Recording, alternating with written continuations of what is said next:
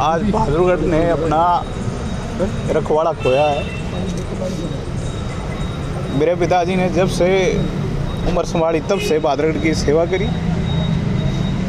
2 मरतबा यहाँ से चेयरमैन रहे, नगर पालिका के शहर को पहली मरकरी लाइट दी, सीसी गलियाँ दी, कॉलोनियाँ मंजूर करवाई। इस शहर को बनाने में मेरे पिताजी ने अपना खून पसीना एक किया। जिस समय मेरे पिताजी यहाँ के एमएलए बने, बहादुरगढ़ को चंबल की घाटी कहा जाता था। 1 दर्जन से ज़्यादा दुकानों पर पुलिस बैठी थी। क्यों? यहाँ पे गुंडे मंत्रियाँ मांगते थे। हमारी सरकार आई, वो गुंडागर्दी ख़त्म हो गई थी, शहर हमारा पीसफुल हो गया था, तरक्की की राह देख रहे थे लोग यहाँ पे। राजनीतिक तौर पे जितनी मजबूती से हम अपने हलके की आवाज़ उठा रहे थे, शायद वे उन लोगों को पसंद नहीं आई जो इस शहर को तरक्की की राह पे नहीं देखना चाहते, हमारे परिवार को देखना नहीं चाहते। पिछले 6-7 महीने से बार बार इनपुट आ रहा था, सीआईडी का भी था, लोकल पुलिस का भी था कि भाई आपके ऊपर हमला हो सकता है, सावधान रहिए। लेकिन मरने वाले को तो हमेशा सावधान रहना पड़ता है, लेकिन मारने वाले को तो एक ही मौका चाहिए। आज उनको वो मौका मिल गया और मैं अपने पिताजी को खो बैठा। कोई सुरक्षा मांग? देखिए, 6 महीने से लगातार हमारा पूरा परिवार सुरक्षा की मांग कर रहा था। मेरे भाई कपूर ने कई बार सुरक्षा की मांग की, पत्रकार वार्ता करके भी मांग की है। मेरे पापा ने हर उस अधिकारी को जो ऊपर गद्दी में बैठ के देश या हरियाणा को चलाने की बात करता है, हर उस अधिकारी को लिखित में अपनी सुरक्षा की मांग की थी कि भी मेरे और मेरे परिवार को जान का खतरा है। क्योंकि हम राजनीतिक तौर पे इतने मुद्दे उठाते हैं, भ्रष्टाचार के घोटालों के इनके सबूत दे के जब सामने लाते हैं, लेकिन हमारी सुरक्षा की जिम्मेदारी किसी ने नहीं ली। खुद कट्टर साहब से मेरे पिताजी दर्जनों बार मिले हैं। हर बार जब भी मिलते थे आके मुझे बताते थे कि बेटे इस बार कट्टर साहब ने कह दिए सुरक्षा मिलेगी, लेकिन नहीं, खोखले वादे। मेरे पिताजी को बलि चढ़वाने का उन्होंने काम किया। किसी को कोई शक है? आपको नहीं पता बहादुरगढ़ के बारे में? आपको नहीं पता यहाँ पे कौन ऐसा गुंडा पल रखा है जो लोगों को मरवाने का काम करता है? एफआईआर में नाम देखिएगा। किसी के नाम दिया? नहीं, अभी देंगे। अभी एफआईआर में नाम नहीं दिए हैं, अभी लिखाएंगे, एफआईआर लिखवाएंगे। क्योंकि अभी पुलिस को यही असमंजस था कि हमारा कौन से थाने का ये क्षेत्र पड़ता है। जीआरपी का पड़ता है, लाइन पार का पड़ता है, सदर का पड़ता है, सेक्टर का पड़ता है, पुलिस को ही नहीं पता। अभी 2 दिन पहले ही जन्मदिन मनाया था। देखिए, 2 दिन पहले हमने अपने पिताजी का जन्मदिन मनाया, धूमधाम से मनाया। हमें ये नहीं पता था कि वो आखिरी हो। अगर है तो सरकार का काम है। जब उन्होंने लिख करके दिया एसपी को, जब वो एसपी से मिले, जब वो आईजी आपका एडिशनल डीजी जो सीआईडी है उससे मिले, क्या उनकी जिम्मेवारी रिस्पॉन्सिबिलिटी नहीं थी कि वो इस बात की जांच करते हैं, इस बात का पता लगाते हैं? एसपी ने उनको ये कहा। अब तो एसपी हो सकता है क्या बयान दे तुम्हारे सामने, क्या कहे मुझे नहीं पता, लेकिन एसपी ने ये कहा कि जी मैंने तो ऊपर लिख करके भेज दिया। उसकी जानकारी में थी ये बात कि इनकी जान को खतरा है। यहाँ की डिस्ट्रिक्ट, यहाँ जो बहादुरगढ़ की पुलिस है, चाहे वो डीएसपी है यहाँ का, चाहे वो यहाँ के एसएचओज हैं, उन सब की जानकारी में ये बात थी कि नफे सिंह की राठी की जान को खतरा है। जब इनको पता था तो फिर इन्होंने अपनी जिम्मेवारी क्यों नहीं निभाई?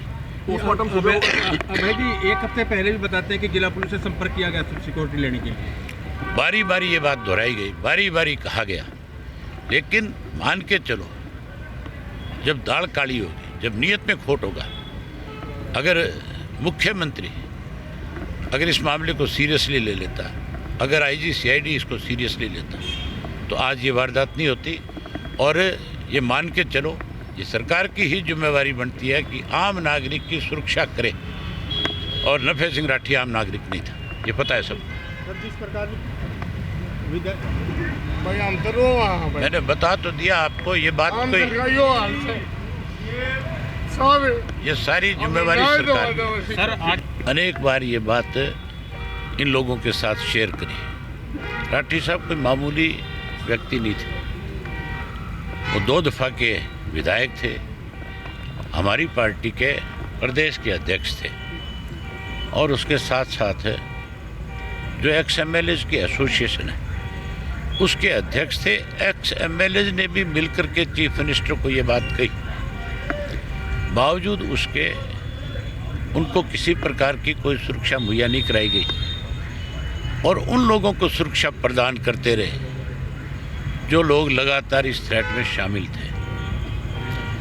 आज हरियाणा प्रदेश में ऐसे लोगों के पास सुरक्षा है जिनके ऊपर संगीन अपराध के मामले दर्ज हैं, जो नशे के कारोबार में शामिल है, जो अपराधियों को पनाह देने में शामिल है, उन लोगों को तो सुरक्षा प्रदान कर रखी है। और जिसको सुरक्षा की ज़रूरत है उसको सुरक्षा देने की बजाय मुख्यमंत्री ये बात शरेआम पब्लिकली ये बात कही कि मैं हरियाणा प्रदेश के आम व्यक्ति को, आम नागरिक को सुरक्षा प्रदान नहीं कर सकता। प्रदेश का मुख्यमंत्री अगर ये बात कहता है कि मैं सुरक्षा प्रदान नहीं कर सकता, तो इसका मतलब जंगल का राज है। फिर तो कोई व्यक्ति सुरक्षित नहीं है। फिर तो मान के चलो इस किस्म के लोग कभी भी किसी के ऊपर घर में जाकर भी इस तरह की वारदात कर सकते हैं। मैं इसके लिए पूर्ण रूप से सरकार को दोषी मानता हूँ, मुख्यमंत्री को दोषी मानता हूँ, जिसकी ये जिम्मेवारी बनती है कि कोई व्यक्ति अगर सुरक्षा की मांग करता है, अगर आपको लिखित रूप में देता है, आप उसकी जांच कराओ।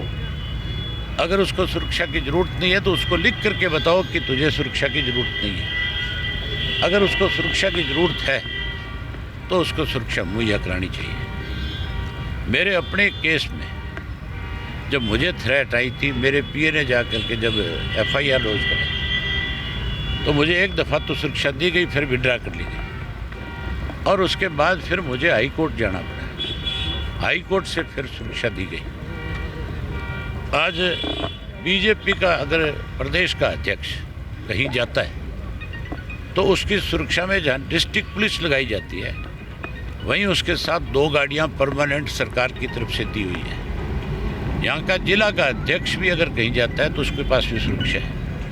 कोई भाजपा का छोटा मोटा झंडा बांध करके कहता है मैं कार्य करता हूँ, अगर वो सुरक्षा मांगता है तो उसको भी प्रदान कर दी जाती है। 6000 से ज़्यादा कर्मचारी पुलिस के जो है अरे गहरे नत्थु खैरे लोगों की सुरक्षा में लगाए हुए हैं, जबकि जिन लोगों को ज़रूरत है आज उनको सुरक्षा नहीं है। इसी वजह से आज ये घटना घटी।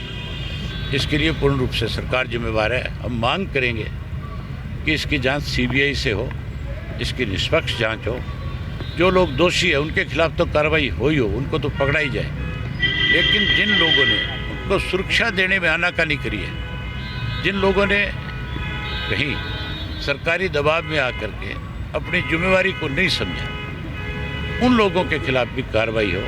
मुझे अभी जानकारी मिली है कि इस मामले को जीआरपी के हवाले करना चाहते हैं। ये कोई रेल का एक्सीडेंट थोड़ा ही है, ये बाकायदा तौर पे हमला हुआ है और हमला करके मारा गया है।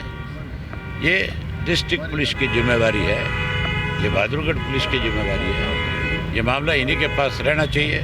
किसी और एजेंसी को देख करके, रेलवे को देख करके अगर ये अपने आप को बचाने की कोशिश करते हैं तो हम आज तो आपके माध्यम से सरकार को आगाह करें। इंडियन नेशनल लोकदल मामले पार्टी जो है इस मामले में चुप बैठने वाली नहीं है।